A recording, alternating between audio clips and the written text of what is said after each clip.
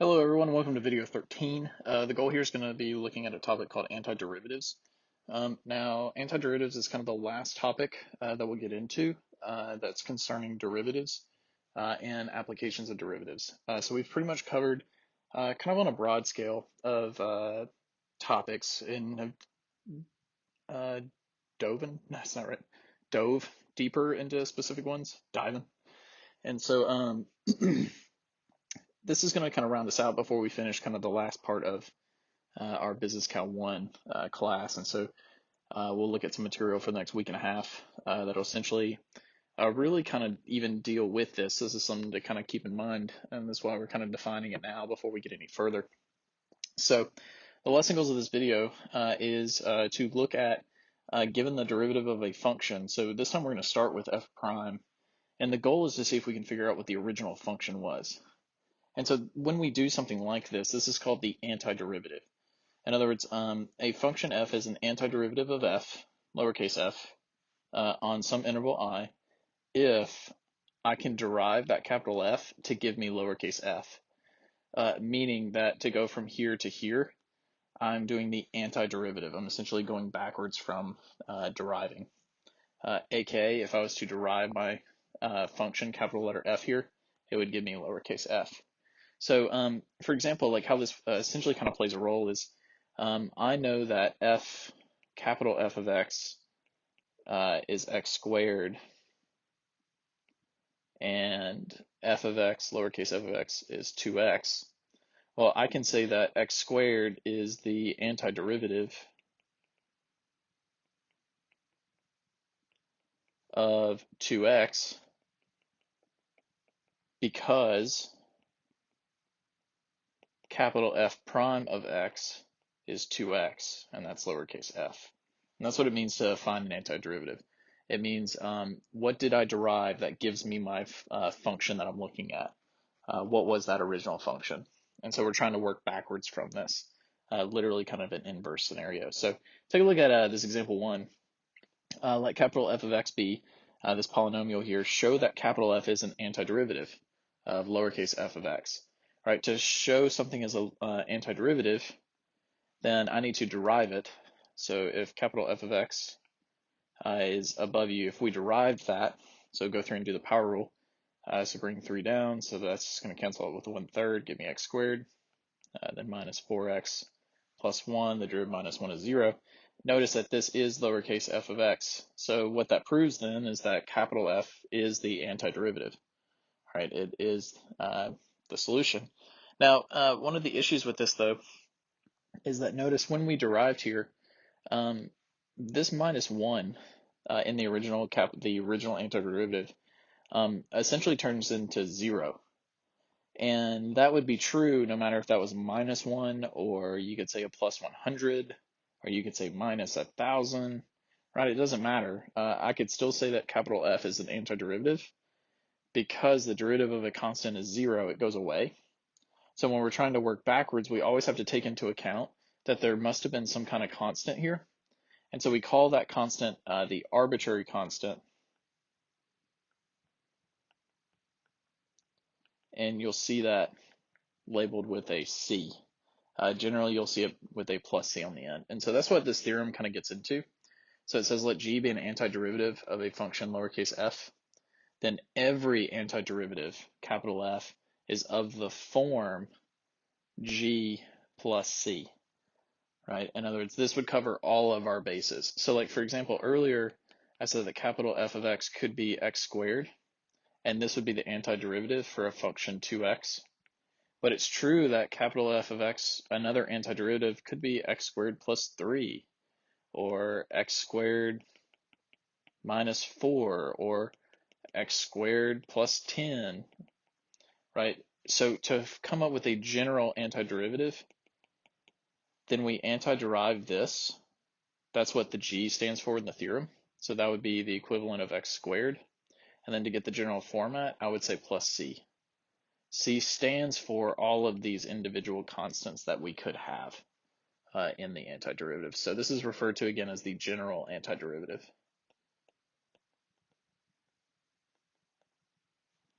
All right, and another thing we're going to do is essentially kind of define now two basic definitions because we do know how to derive and we have all these rules. And so we can therefore find antiderivatives. That's kind of the next step in terms of inverting what we're doing. So for example, let's say you had a lowercase f of x is equal to 5. Then its antiderivative, capital F, would be 5x. Because if I derive this, I'm going to be left with just the coefficient of 5. And so what we can take away from this is that if my function is just a number, I'll call it k, then its antiderivative is always going to be of the form k times x plus c. So if my original function is just 7, then its antiderivative would be 7x plus c. All right, well, what about the next rule that we essentially learned, which was the power rule? Right, generally, when you do the power rule in terms of steps, you multiply by your power. So you bring that power to the front, and then you would subtract 1 from the power. So you would get n minus 1. Now, if we're going to do the anti-power rule, right, if I want to go backwards, then I'm literally going to invert these steps. So not only am I going to do step 2 first, but I'm going to do the opposite. So the first step when I'm going backwards is I'm going to add 1 to the power. And then instead of multiplying by n, by multiplying by that power, I'm going to divide by that new power. So for an example, before we look at example 2 here, let's say again that I had something like x squared. So let's say my original function was x squared. Well, this means that the original function had to have had a degree that was 1 more, right? Because when I derive this, I take 1 off. So that means the original function must have had 1 more. But not only that, this means because there's a coefficient here of 1, when this 3 came down when I derived it, it got simplified by a 3 underneath. And this is what the second step essentially is talking about. You're going to divide by that new power. So this would be plus c, and this is my general antiderivative for x squared. So essentially what we have then is a new rule that I'll call the anti-power rule. So I'm going to kind of erase this to make some space. And the rule says this: if I want to find the antiderivative of a function that is x to the n, right? So x to a power, then its antiderivative is given by x to the n plus 1 all over n plus 1. So you add 1 to the power and then divide by that new power, whatever that is. And this again is called the anti-power rule. All right, so to show you, let's take a look at example 2. So just running through some basics. All right, so find that general antiderivative for each of the following. So if lowercase f of x is equal to x to the third, to find its antiderivative, I'm going to add 1 to the power and then divide by that power. Then I'm going to add in my general constant here, my arbitrary constant. Now again, I know that this is the antiderivative because if I was to find the derivative of my answer, the 4 would come down. I'd get 4 over 4, which is just 1. And then I would take 1 from the power. The derivative c, which is a number, is just 0. So we can see how that works. And that's kind of our proof or our check. All right, what about if I have a fraction? So if I want to go through and say, okay, well, what's the antiderivative of x to the 3 over 2? Well, I'm going to follow the same process. Add 1 to the power. So 3 over 2 plus 1 is going to give me 5 over 2. And then I'm going to divide by that new power. Now, whenever I divide by a fraction, I'm going to go and throw in my plus c. I'm really multiplying by its reciprocal. So one rule of thumb is if you ever start with a rational exponent, is that when we're anti-deriving, when you find that new power, we flip it to get the numbers that are going to go on the outside.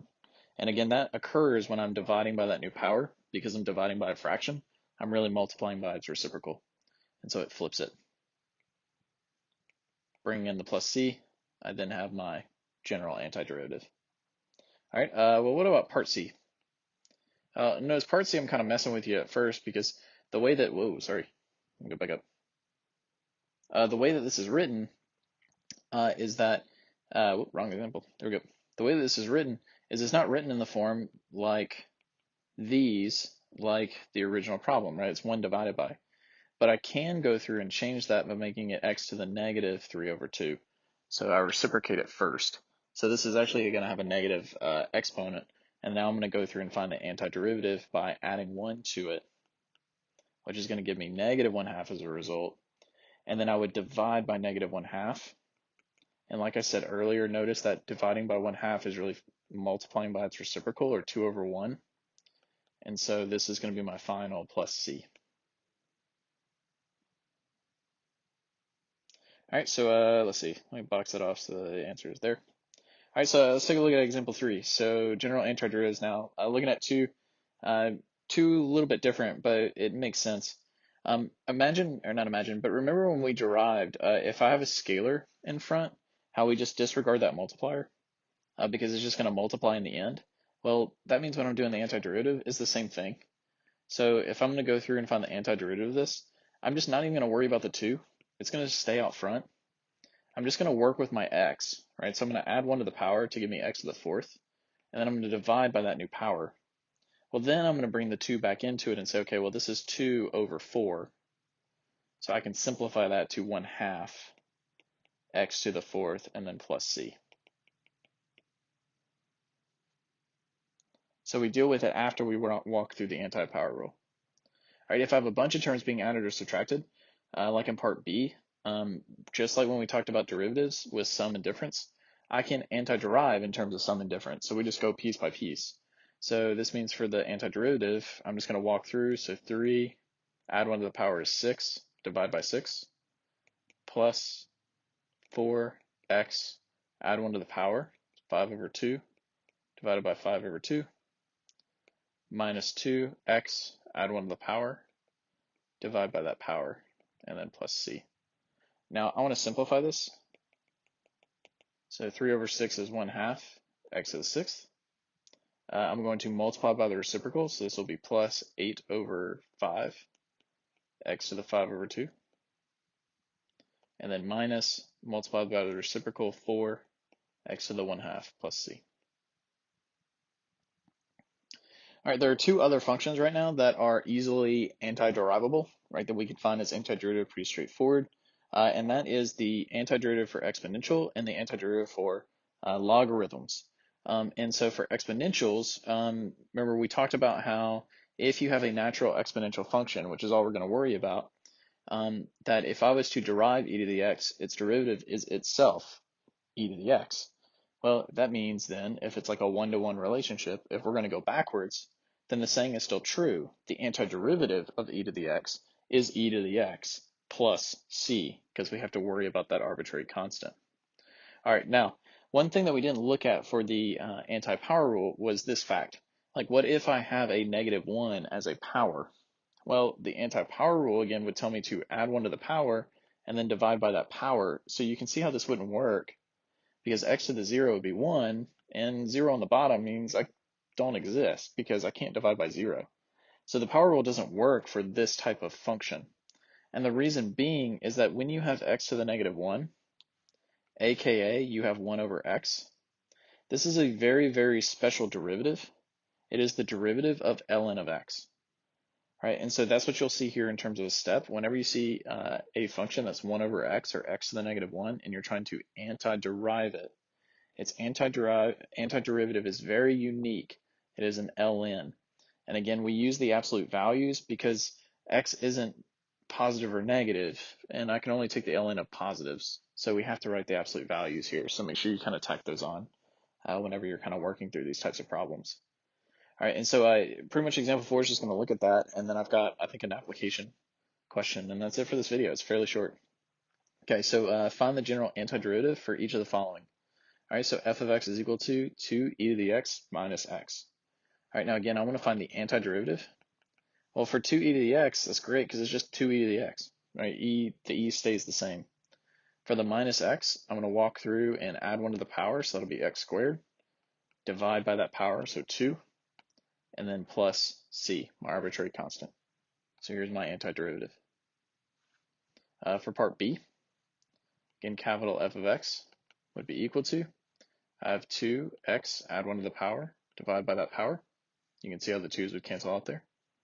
Plus, now right here, understand that 3 over x is the same thing as saying 3 times 1 over x. So when I'm anti-deriving, the 3 just stays out front. I ignore it for right now, and I'm really just focusing on this. Well, based on the previous theorem and definition, when I want to antiderive 1 over x, that's ln. So this would be 3 ln absolute value of x. And then this plus 4 over x squared, remember, is really 4x to the negative 2.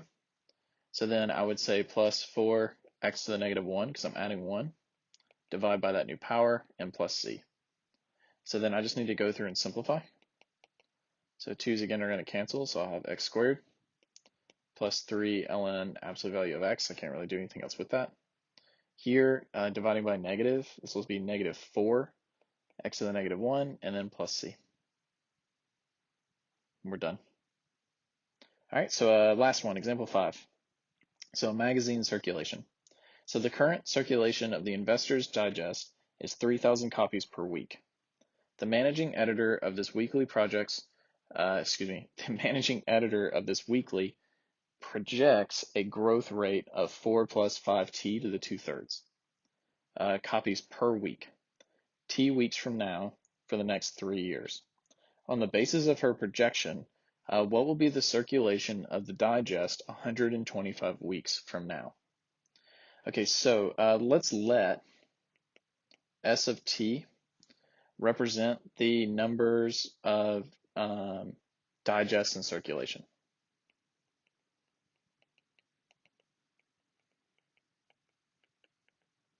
Then what we're given right here in terms of this function is its growth rate.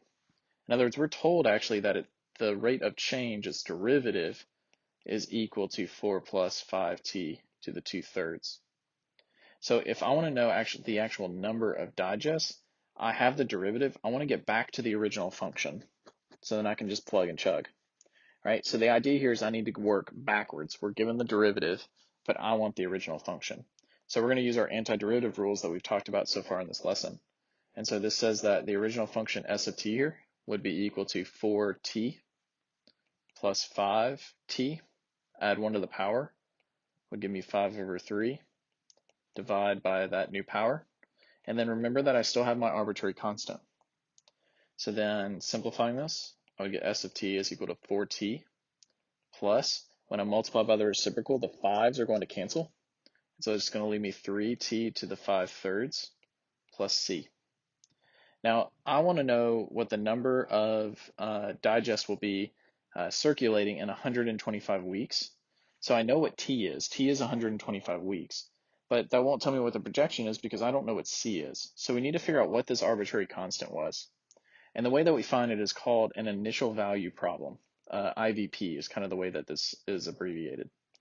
Essentially what an initial value problem is not only are we given the derivative, but we're actually told some kind of initial value. Surprise, surprise, right? I know something about the original amount. And so here we are told that the current circulation is 3,000 copies per week. So that means when t is equal to 0, I know that this entire function should print out 3,000. And so I can go through and plug 0 in for t and set this equation equal to 0. And then that leaves me only one unknown, which is c. And because these are 0, notice I get c is equal to 3,000. There's my arbitrary constant. And so then I actually have my model now, which would be 4t plus 3t to the 5/3 plus 3,000. Here's the function that will model how many digests are circulating weekly. And I specifically want to know how many will be circulating in week 125, if I remember right. And so this is going to be equal to 4 times 125 plus 3 times 125 to the 5/3 plus 3,000. And going through and adding all these up, of course I don't have my calculator on me, so I'm going to try to do this by hand. This would be 500, nope, not 5,000, plus 3. Now 125, if I do the denominator here first, that means to take the cube root. Well, the cube root of 125 is 5. And then I would do 5 to the 5th. And this is where it gets kind of tricky. Now I know 125 is 5 to the 3rd, so if I was to do 25 times that, so 125 times 5, I guess 25. So this would be 5, 2, 10, 12, 6, and then what's that, 250? So I get 3, 125 here, and then plus 3,000. And so I'd have 500 plus 3 times that. So 15, 6, 7, 3, 9 plus 3,000. So I would get 12,875 copies in circulation that week. So in conclusion, essentially what I want you to take away from this section with antiderivatives is now that we know how to move forwards, we have a way to go backwards. Right, so generally speaking, I'll kind of use this same kind of notation that we've seen. If I'm starting with a function, how I like to visualize it, when I derive, it's like I'm walking down a ladder to get to a new function, which we're calling f of x here, and then I could keep deriving like as much as I would want to, right? We have higher order derivatives. Well, anytime that I want to go backwards, I'm literally saying that I want to go back up a level or go back up a rung. And when I do that, that is called finding the antiderivative. Now, antiderivative technically is referring to the exact function up here. That is the next step. But I like to kind of think about it again in terms of like an inverse operation, much like subtraction, right? When you subtract, you're really adding a negative. It's like taking a square root to get rid of a square, right? It's how we go through and solve it.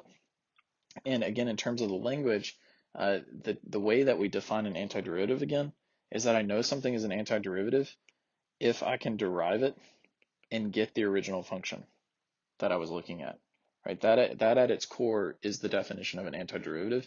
And this is going to be very, very important when we look at the video on next Monday and kind of the topics for next week, which I think is only about two or three more topics. So thanks for watching. If you have any questions on anything like this, let me know as we get closer and closer to the end of the semester. All right, thank you guys.